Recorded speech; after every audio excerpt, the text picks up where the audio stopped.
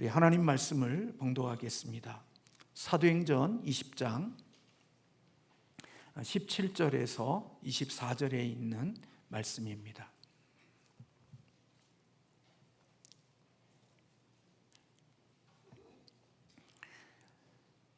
함께 합독하겠습니다. 바울이 밀레도에서 사람을 에베소로 보내어 교회 장로들을 청하니 오매 그들에게 말하되 아시아에 들어온 첫날부터 지금까지 내가 항상 여러분 가운데서 어떻게 행하였는지를 여러분도 아는 바니 곧 모든 겸손과 눈물이며 유대인의 관계로 말미암아 당한 시험을 참고 주를 섬긴 것과 유익한 것은 무엇이든지 공중 앞에서나 각 집에서나 거리낌이 없이 여러분에게 전하여 가르치고 유대인과 헬라인들에게 하나님께 대한 회개와 우리 주 예수 그리스도께 대한 믿음을 증언한 것이라.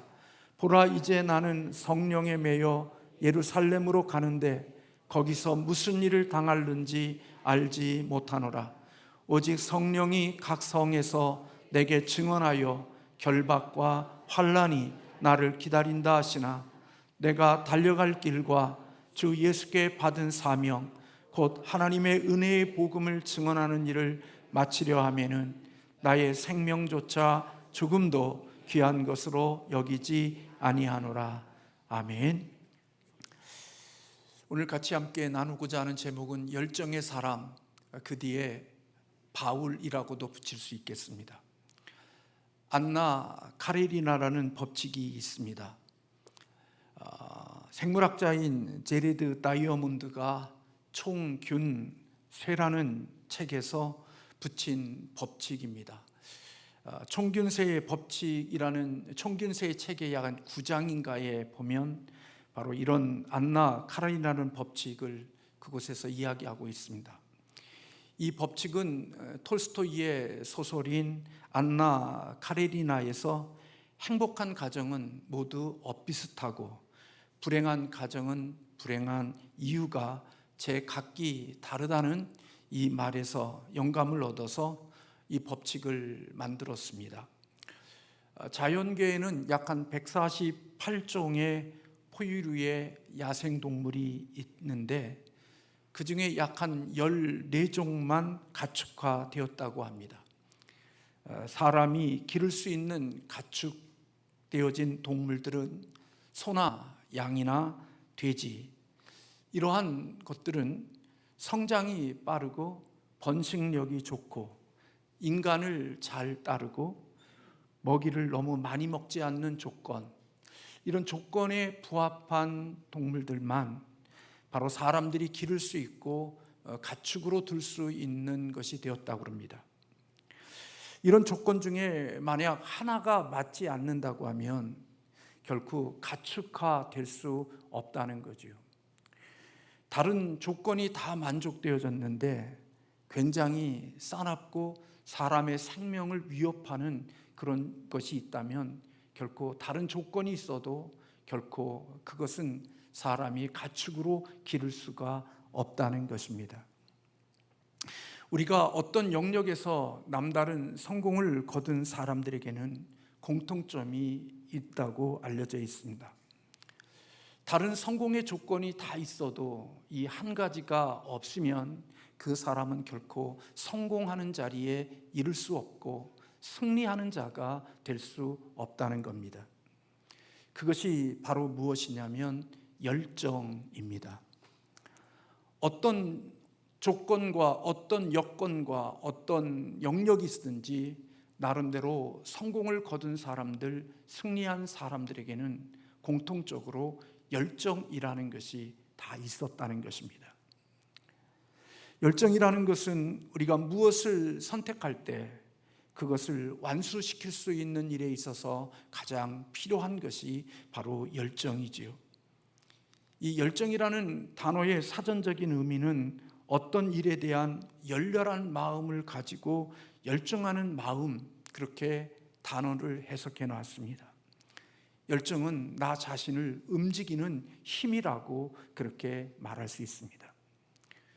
그러므로 열정이 없는 사람은 한 가지를 억척스럽게 물고 늘어지지 못할 뿐만 아니라 중요한 것들에 에너지를 집중하지 못하고 혼신의 힘을 다하지 못하기 때문에 결코 그 사람은 어떤 일들을 이룰 때마다 적당히 그렇게 일들을 이루어 가기 때문에 그는 성공하는 사람이 아니라 평범한 사람으로 인생을 산다는 것입니다.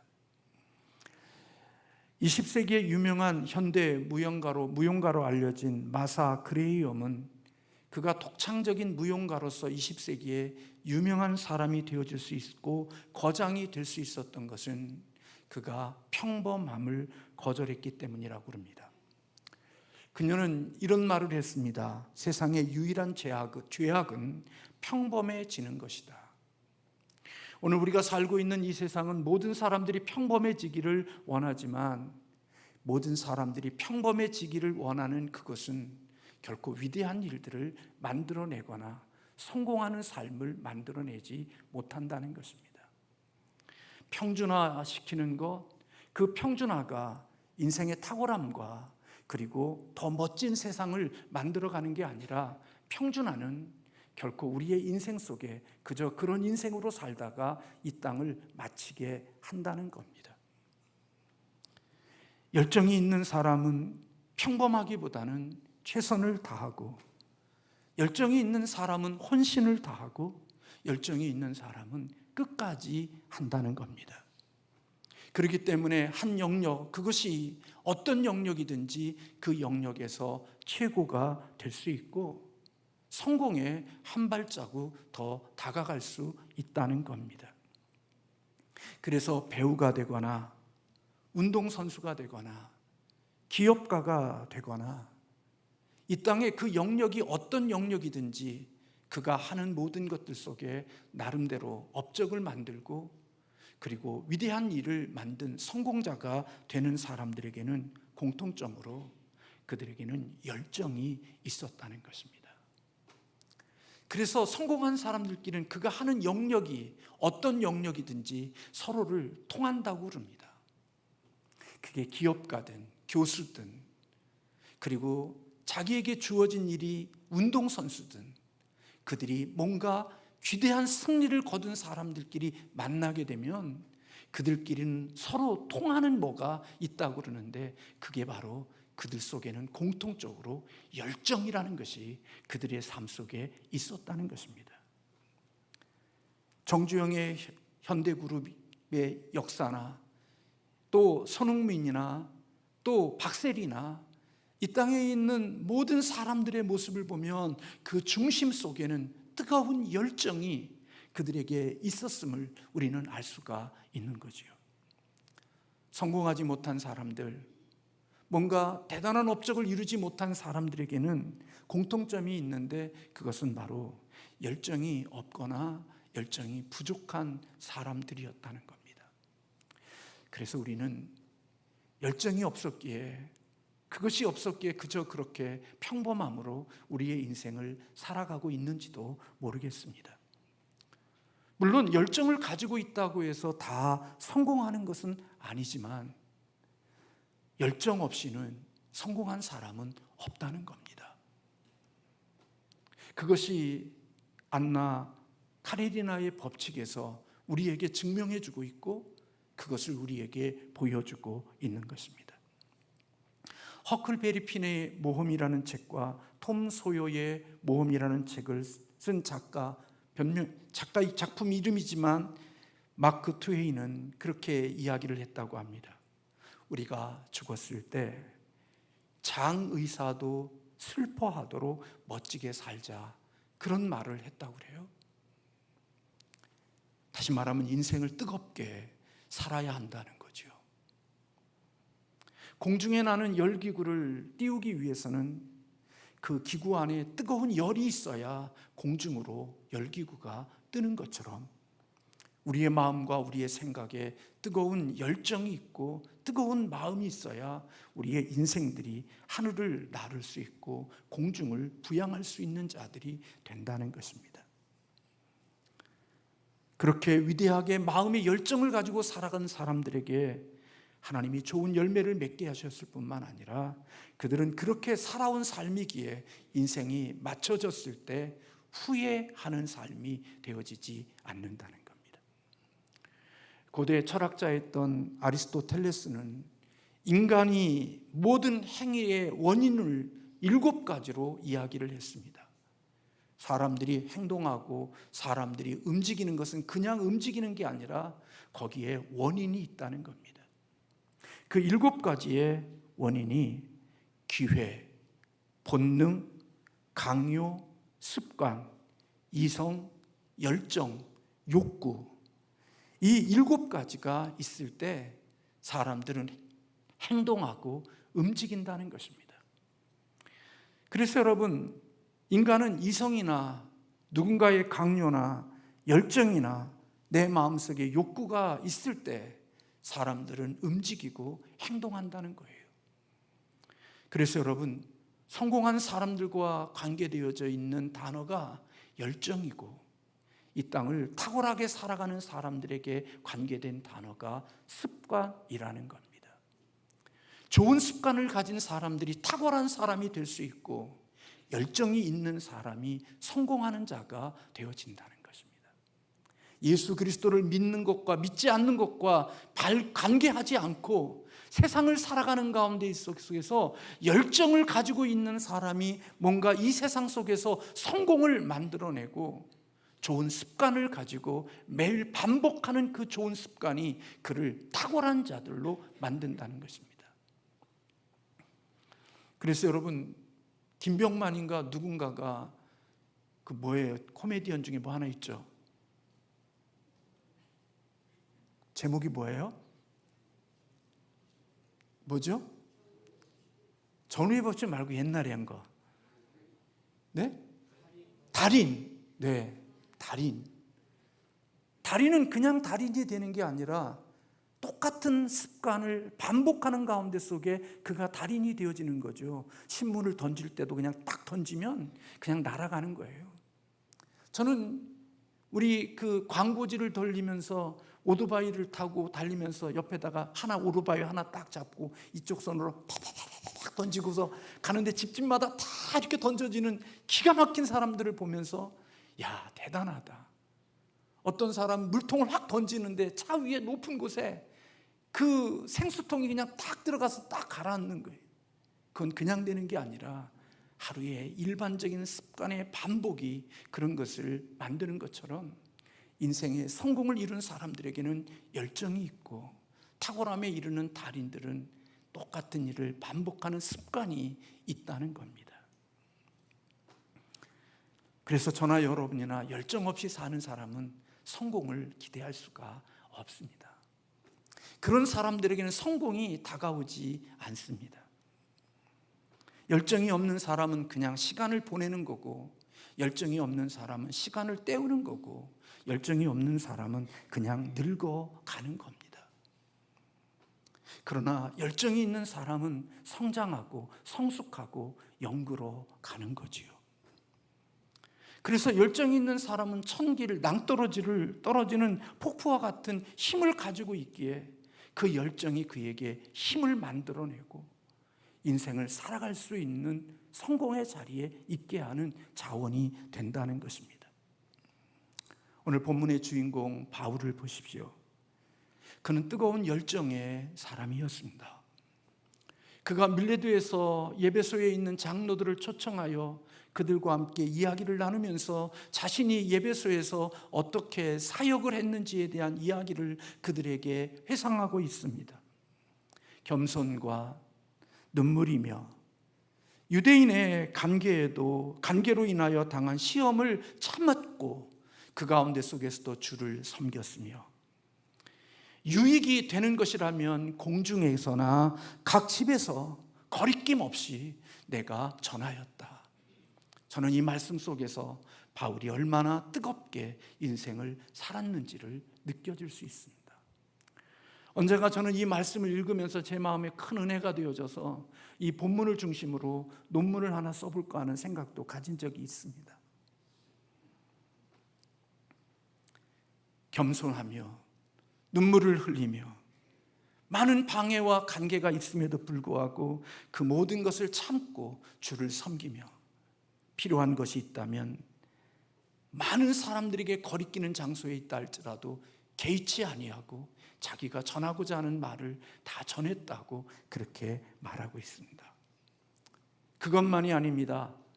바울이 지금 이 장로님들과 헤어져서 성령에 이끌려 예루살렘으로 올라가는데 바울은 그가 어떤 일을 당할는지 모른다고 말하면서 그렇게 이야기합니다. 성령께서 각 성에서 내게 증언하여 결박과 환난이 나를 기다린다, 그렇게 성령님께서 알려주셨다는 겁니다. 여러분, 성령님이 알려주신 거라면 그거는 틀림없는 거거든요. 그러면 바울이 이제 예루살렘으로 올라가면 그에게 기다리는 것은 편안하고 안전하고 쉴 수 있는 것이 기다리는 것이 아니라 바울이 예루살렘으로 올라가는 그 여정 속에 그를 기다리는 것은 결박과 환난이 바울을 기다리고 있는 거예요. 저나 여러분이나 인생을 살면서 고난의 자리에 들어가고 힘든 어려운 자리에 들어가고 우리에게 결박당하는 일들을 당하니까 당하지, 그런 것들이 내가 생각지 않은 것들을 지나다 보니까 만나니까 만나고 겪었으니까 지나가지, 내가 가는 그 길들 속에 결박과 환난과 장애와 고통이 내가 가는 길들 속에 있다고 생각했을 때, 그것을 내가 알았다면 누가 그 길을 지나가고 누가 그 길을 통과하여 갈 사람이 누가 있겠어요? 여러분들이 연애할 때, 저와 여러분이 함께 연애할 때 하나님이 눈을 감추셔서 그 사람이 왜 그렇게 좋았는지, 기마이를 쓰는데 돈도 팍팍 쓰고 선물도 팍팍 사주고 얼마나 잘해주는지 너무나 멋져 보여서 눈이 확 가서 그 남자와 결혼을 했는데, 결혼하고 나서 보니까 팍팍 기마이 쓰는 것이 내 인생의 고통이 되어져 버리는 것을 그때서야 알았던 거죠. 자기 아버지는 한 번도 설거지하는 것을 못 봤는데 어느 수련회 갔는데 이 남자가 설거지를 하고 있는 거예요. 그것에 반해서 이 남자는 가정적이다 하겠다 결혼했는데, 그때 한 번 수련회 처음으로 물 담근 거예요. 그리고 결혼하고 나서는 부엌에 한 번도 안 들어가. 내가 이 사람이 이런 사람인 줄 알았다면 내가 결혼하지 않을 건데, 내가 이런 사람이었다면 내가 왜 그런 선택을 하지 않았을 텐데. 우리 인생은 내가 살아가는 길에 좋은 일, 편한 일, 안전한 일, 나를 행복하게 할 일들만 있을 거라고 생각하고 그 길을 시작하지, 거기에 결박과 환난과 고통과 아픔과 십자가가 있다고 생각하면 그 길을 뛰어드는 사람들이 별로 없습니다. 그 길을 만나고 그런 일들을 만나면 도망가거나 회피하거나 숨거나 그러지, 결코 그 길을 뚫고 가는 사람이 없습니다. 지나가는 사람들이 그렇게 많지 않습니다. 그런데 오늘 바울은 그러한 것들이, 결박과 환난이 나를 기다리고 있다고 하는 사실을 알면서도 바울은 그렇게 고백합니다. 오늘 본문에 자신이 가야 할 길과 사명을 이루기 위하여 나는 자신의 생명조차 조금도 귀한 것으로 여기지 않겠다. 여러분, 사람에게 가장 중요한 게 생명 아니겠습니까? 저와 여러분이 왜 그렇게 열심히 일합니까? 왜 열심히 수고하고 열심히 돈 법니까? 다 생명을 위해서 그런 것 아니겠습니까? 그거 생명 없어지고 나면 무슨 우리에게 유익될 게 있겠습니까? 우리가 살아가는 가운데 속에 가장 중요한 것이 생명이 아니겠습니까? 그래서 평생 동안 돈 번 거를, 이 생명을 유지하는 일을 위하여 그 돈을 다 쏟아붓잖아요. 왜요? 그만큼 우리의 생명이 중요하기 때문에, 가치 있기 때문에 우리는 이 생명을 위하여서 내가 평생 모은 그 돈을 그곳에 그곳에 던지면서 내 생명을 유지하는 겁니다.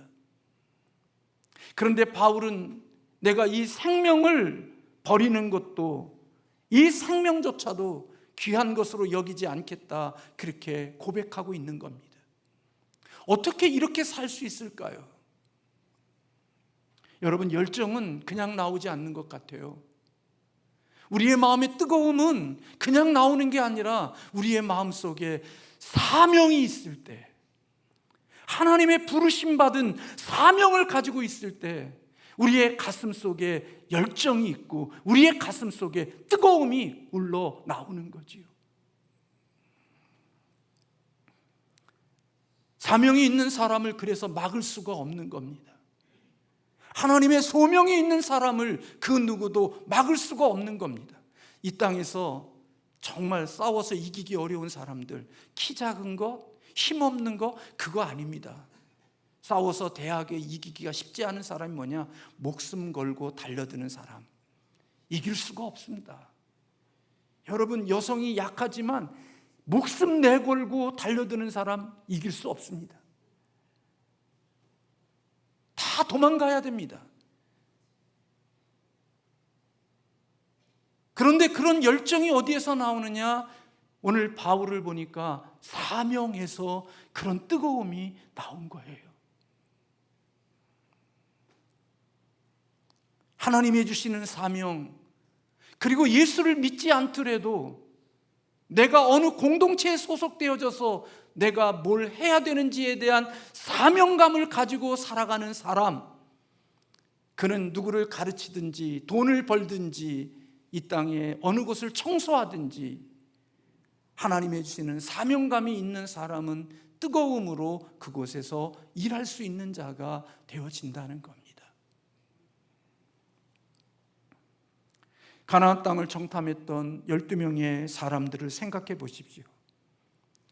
12명의 정탐꾼들 가운데 10명은 부정적인 반응을 보고를 했습니다.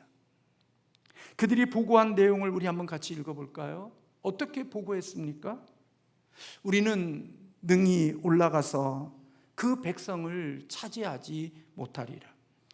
그들은 우리보다 강하니라 하고 이스라엘 자손 앞에서 그 정탐한 땅을 악평하여 이르되, 우리가 두루다니며 정탐한 땅은 그 거주민을 삼키는 땅이요 거기서 본 모든 백성은 신장이 장대한 자들이며 거기서 네피림 후손인 아낙 자손들의 거인을 보았나니 우리는 스스로 보기에도 메뚜기 같으니 그들이 보기에도 그와 같을 것이다. 그 땅이 사람들이 우리보다 강하니까 그 땅을 악평했습니다. 그 땅 아주 필요 없는 땅이야. 우리 그 땅에 들어갈 필요가 없어. 그런 것 우리에게 필요 없지도 않아. 그거 시시한 땅이야. 그렇게 이야기할 수 있는 게 뭐냐면 거기는 거주민들이 삼키는 땅이고 신장이 장대한 자들이 있고 장대한 거인들의 네피림 후손인 아낙 자손들이 있기 때문에 우리가 그 땅을 올라갈 수가 없다는 겁니다. 우리는 그들이 보기에는 메뚜기와 같은 존재들이고 그들이 보기에도 우리를 그럴 거라는 겁니다. 그런데 12명 중 우리가 잘 아는 여호수아와 갈렙은 뭐라고 고백을 했습니까? 민수기 14장 7절과 9절에 보면 두 사람은 그렇게 고백을 했습니다. 이스라엘 자손이 온 회중에게 말하여 이르되 우리가 두루다니며 정탐한 땅은 심히 아름다운 땅이라. 여호와께서 우리를 기뻐하시면 우리를 그 땅으로 인도하여 들이시고 그 땅을 우리에게 주시리니 이는 과연 젖과 꿀이 흐르는 땅이니라. 사랑하는 성도 여러분, 어떤 사람은 그 땅이 심히 아름다운 땅이라고 말합니다. 그런데 어떤 사람들은 그 땅을 악평합니다. 우리가 그 땅은 우리가 얻을 수 없는 땅이고 그 땅은 얻지 못할 땅이라고 말합니다. 그런데 오늘 이 여호수아와 갈렙은 아름다운 땅이고 우리가 그 땅을 인도하면 하나님이 우리를 그 땅에 두르시고 우리에게 주실 것이라고 말합니다. 무엇이 12명 가운데 10명과 2명을 갈라놓은 건가요? 10명의 사람들은 오직 자신의 눈에 보이는 것들만 봤습니다. 그런데 여호수아와 갈렙은 사명을 본 겁니다. 하나님이 주신 사명, 가나안 땅은 하나님이 우리에게 주시고자 한 땅이야. 하나님이 우리에게 허락하신 땅이야. 우리가 가져야 될 땅이야. 하나님의 주신 사명을 본 겁니다.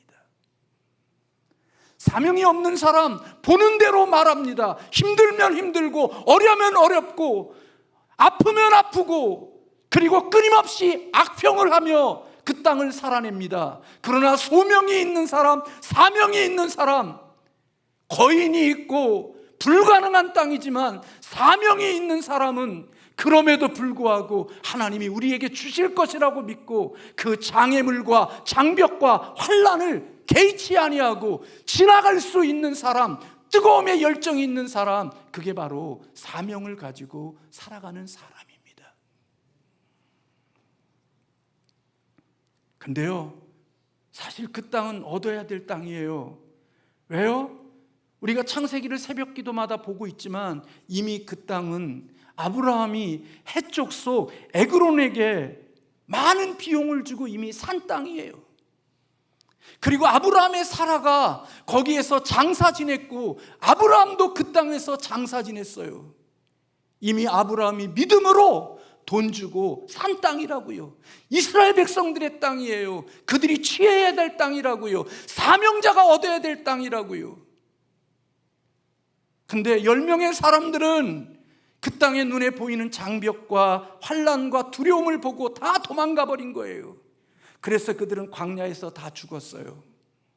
근데 하나님의 주시는 사명을 가지고 열정적으로 살아왔던 여호수아와 갈렙은 하나님이 그 땅을 들어가게 하시고 그 땅을 취할 수 있는 은혜를 주신 거예요.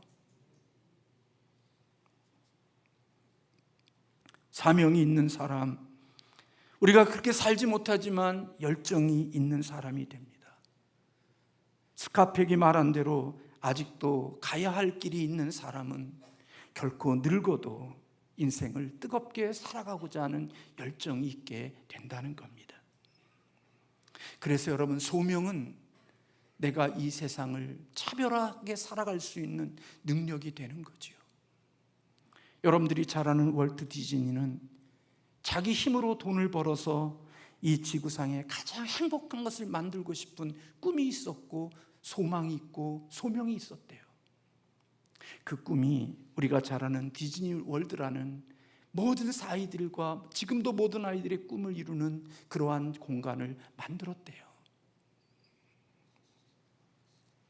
오늘 이 말씀을 준비하면서 사명을 발견한 사람은 이런들 어떠하리 저런들 어떠하리 만수산 칡렁치기 드렁치기 얽혀진들 어떠하리 우리도 이같이 얽혀서 100년까지 누리리라고 하는 이방원의 허야가를 부르지 않을 거라고 생각이 되어져요. 그 대신 사명이 있는 사람, 하나님의 부르심의 소명이 있는 사람, 그는 이 몸이 죽고 죽어 100번 고쳐 죽어 100골이 진토되어 넋이라도 있고 없고 님 향한 일편단심이야 가실 줄이 있으랴라는 정몽주의 단심가를 부르고 살아갈 수 있는 자가 될 거라고 여겨져요. 결국 정몽주는 이방원이 보낸 신복을 통해서 선주교에서 살해를 당했습니다. 바울은 주님이 주신 사명을 위해서 그 길을 걸어간 거예요. 조그만 어려움 오고 힘든 일 오고 불편한 일 오면 다 도망가고 살 길을 찾아가는 그런 허심가나 부르고 있는 사람이 아니라 고난이 있고 역경이 있고 환난이 있어도 개의치 아니하고 하나님의 부르신 그곳에서 자신의 삶을 아까워하지 않고 살아갈 수 있는 열정의 사람들, 그게 바로 사명을 가지고 살아가는 사람들에게 주시는 하나님의 선물이라고요. 예수님은 요한계시록에 나오는 소아시아 7교회 가운데 하나인 라오디게아 교회를 향하여 이렇게 경고하셨습니다. 요한계시록 3장 15절 16절의 말씀에 보면 내가 내 행위를 아노니 내가 차지도 않고 뜨겁지도 아니하도다. 내가 차든지 뜨겁지든지 하기를 원하노라. 네가 이같이 미지근하여 뜨겁지도 아니하고 차지도 아니하니 내 입에서 너를 토하여 버리리라. 여러분, 음식도 뜨거워야 상하지 않습니다. 저 잘 모르지만 음식이 좀 식으면 가끔가다 제가 집사람이 얘기도 하지만 제가 알아서 가스레인지 킵니다.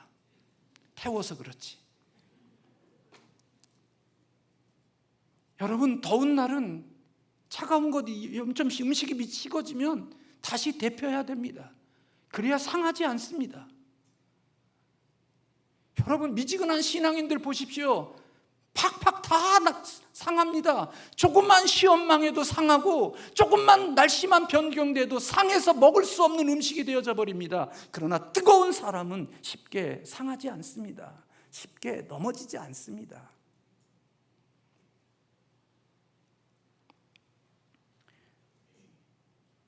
우리가 예수 그리스도를 믿으면서 저나 여러분에게는 이런 뜨거움의 열정이 있어야죠. 저는 오늘 이 말씀을 준비하면서 저는 정말 중요한 사명과 진리에 대해서는 이런들 어떠하리 저런들 어떠하리 하며 하여가를 부르고 있고, 정말 시시하고 별로 중요하지 않는 일에서는 이 몸이 죽고 100번 고쳐주고 단심가를 부르고 있는 목사가 아닌가 하는 생각이 들기도 했습니다. 진짜 중요한 것을 위하여 단심가를 부르는 게 아니라 너무너무 시시한 것에서 단심가를 부르고 정말 중요한 것에서는 이래도 괜찮고 저래도 괜찮은 허심가를 부르며 대충 세상을 살면서 정말 중요한 것에는 목숨 걸지 않는 목사, 그게 여러분의 담임 목사일런지도 모르겠습니다. 그러면서 그런 마음이 들었습니다. 바울처럼 정말 중요한 것에 목숨을 걸고 시시한 것에 대해서는 별로 개의치 않는 그런 뜨거움을 가지고 살아가는 사람이 되어지면 우리 주님이 얼마나 기뻐하실까. 여러분 어떻습니까? 저는 오늘 시대를 살아가는 우리들 속에 이게 역으로 되어졌다는 생각이 듭니다. 별거 아닌 것은 목숨 걸고 싸웁니다. 하나님의 사명도 아니고 하나님이 우리에게 원하시는 것도 아닌 것을 위해서는 생명 바쳐 그것을 이루기 위하여 집중적으로 집착하고 싸우고 삽니다. 근데 진짜 중요한 진리나 사명을 위해서는 아무 생각이 없습니다. 개의치 않습니다. 이래도 괜찮고 저래도 괜찮은 것을 가지고 살아가지요.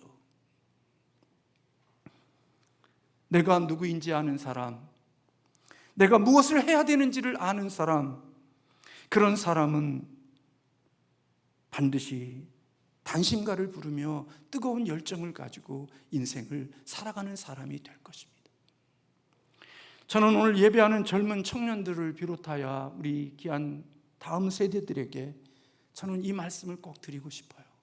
저를 포함해서 여러분이 직장생활에서 사회생활을 하든지 어디에서 무엇을 하든지 여러분에게 열정이 있기를 주님의 이름으로 축원합니다. 말단 사원일 때부터 시시한 거 커피를 시키지도 않지만 제가 저희 자부한테 커피 타오고 뭐 이런 거 요즘은 그런 거 시키면 난리 나요 그러더라고. 근데 그런 복사하는 거 시시하고 별것 아닌 거라도 열정을 다해서 그렇게 살아가는 사람이 하나님 앞에서 주시는 어느 때가 되면 성공하는 자가 되는 겁니다. 이거 시시하니까 별것 아니니까 대충 하는 사람은 결코 어느 공동체든지 그가 중요한 자리에 있기가 쉽지 않습니다.